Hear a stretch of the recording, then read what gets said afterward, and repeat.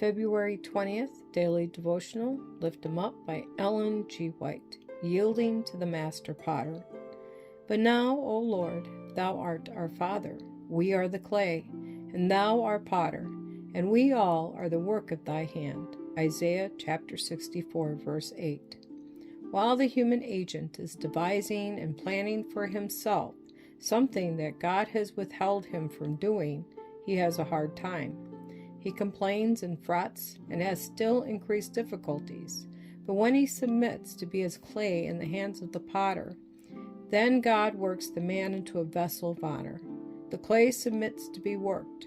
If God had his way, hundreds would be worked and made into vessels as he sees best.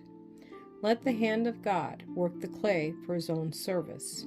He knows just what kind of vessel he wants.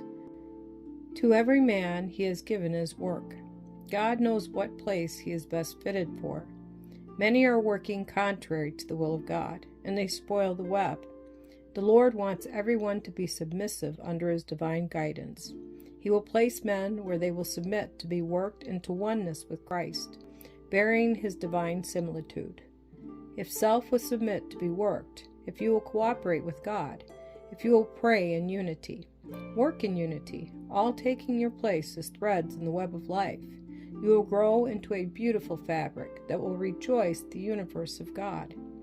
The potter cannot mold and fashion unto honor that which has never been placed in his hands.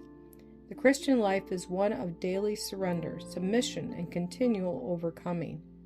Every day fresh victories will be gained. Self must be lost sight of, and the love of God must be constantly cultivated. Thus we grow up into Christ. Thus the life is fashioned according to the divine model.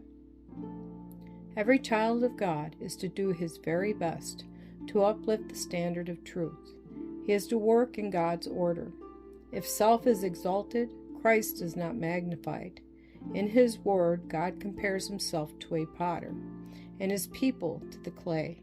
His work is to mold and fashion them after his own similitude. The lesson they are to learn is the lesson of submission. Self is not to be made prominent.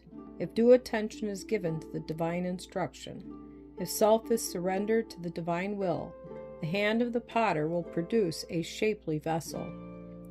The potter takes the clay in his hands and molds and fashions it according to his own will. He kneads it and works it. He tears it apart and then presses it together. Thus it becomes a vessel fit for use. So the great master worker desires to mold and fashion us.